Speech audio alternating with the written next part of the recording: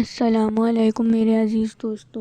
حلال کمائی کی برکت، پراسپیرٹی آف حلال انکم، محنت سے کمائی کر کے اپنے بال بچوں کی پرورش کرنا، گھر والوں کو محتاجی سے بچانا اور خود بھی بچنا بہت بڑی عبادت ہی نہیں بلکہ اسلام کے 5 رکنوں کے بعد سب سے بڑی فرض عبادت ہے۔ قرآن و حدیث میں اس کے بارے میں سخت تاکید آئی ہے۔ اللہ پاک فرماتے ہیں، ہم نے تمہیں زمین پر رہنے کے لیے جگہ دی اور اسی سے تمہارے لیے روزی بنائی۔ سورہ اعراف اور سورہ ازمر میں فرمایا، اور ہم نے تمہارے لیے وہاں روزی کے سادھن بنائے اور انہیں بھی روزی دی جن کو تم کھلا پلا نہیں سکتے تھے۔ سورہ بقرہ میں فرمایا، حج کے موقع پر بھی تمہیں اپنی روزی تلاش کرنے میں کوئی گناہ نہیں۔ روزی کو اللہ پاک نے اپنا فضل بھی قرار دیا اور حکم دیا، اللہ سے اس کا فضل مانگو۔ سورہ نساء۔ ان آیتوں کا مطلب یہی ہے کہ انسان دنیا میں پھیل کر روزی تلاش کرے اور اپنی محنت اور کوشش سے اللہ کی بخیری ہوئی روٹی کو جمع کرے، خود بھی کھائے، گھر والوں کی پرورش کرے اور محنت کر کے کمائے، حلال کمائی کھائے، کسی سے چوری کر کے نہ کھائے یا ڈاکہ ڈال کے۔ دوسروں کو بھی کھلائے، خود بھی کھائے اور دوسروں کو بھی کھلائے۔ قرآنی آیتوں کے علاوہ حدیثوں میں بھی اس کی سخت تاکید آئی ہے۔ اللہ کے رسول فرماتے ہیں، حلال روزی کمانا فرض عبادتوں کے بعد سب سے اہم فرض ہے۔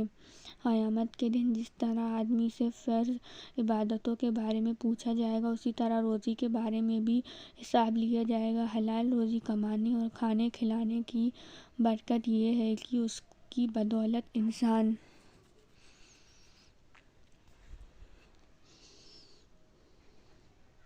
کی طبیعت نیکی اور نیک کاموں کی طرف لگتی ہے، اس عبادت کی توفیق ملتی ہے، آنکھوں میں شرم و حیا اور چال میں شرافت پیدا ہو جاتی ہے، اور سب سے بڑا فائدہ تو یہ ہے کہ قیامت کے دن اس کا چہرہ روشن ہوگا۔ حلال روزی کمانے والے اور اس سلسلے میں پیش آنے والی تکلیفوں کو برداشت کرنے والے اللہ سے انعام پائیں گے اور انہیں جنت کا گھر رہنے کو ملے گا، جبکہ حرام روزی کمانے کھانے والے بڑے گھاٹے میں رہیں گے۔ پہلی بات تو یہ کہ ان کی عبادت بھی قبول نہیں کی جائے گی اور ان کا چہرہ جب ہم قیامت کے دن ان کا چہرہ روشن بھی نہیں کرے گا، توفیق نہیں ملے گی، عبادت کرنے کی بھی انہیں توفیق نہیں ملے گی۔ اگر کوئی حرام کمائی کرنے والا عبادت کرے گا تو اس کی عبادت قبول نہیں ہوگی۔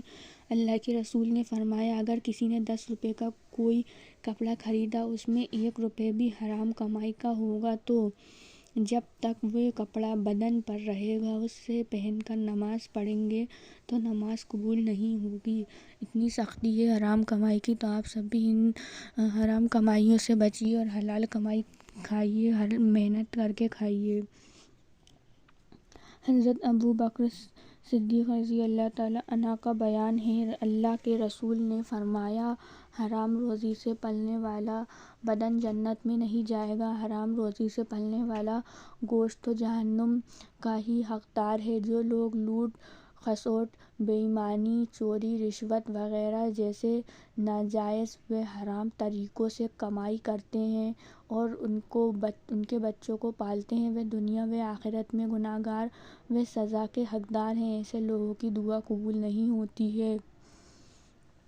تو ہمیں بھی ان سب چیزوں سے بچنا چاہیے، حرام کمائی سے، اور حلال کمائی کھانی چاہیے۔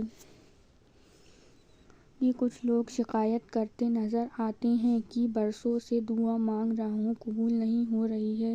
اس کی وجہ یہی ہے کہ پیٹ میں حلال روزی نہیں پہنچ رہی ہے، یا کوئی ایک لقمہ ہی کسی اپنے پرائے کے پیٹ میں چلا گیا، جس کی نحوست سے دعا قبول نہیں ہو رہی ہے۔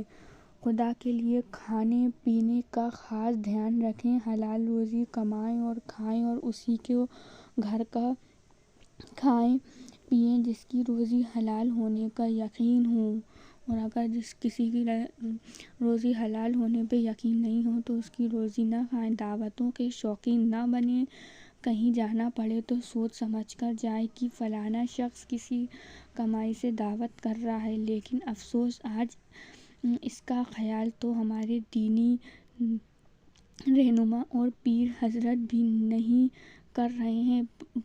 پتہ ہے کہ مرید اور کاروبار الٹا سیدھا ہے، لیکن اس کی ناراضگی کے خوف سے اسے کچھ کہنے کی ہمت نہیں کرتے اور آرام سے اس کی یہ دعوت میں جاتے ہیں۔ اللہ ہدایت دے، آمین۔ تو اب سبھی لوگ ان حرام کمائی سے اور حرام کمائی کی دعوت کرنے والوں سے بچیں۔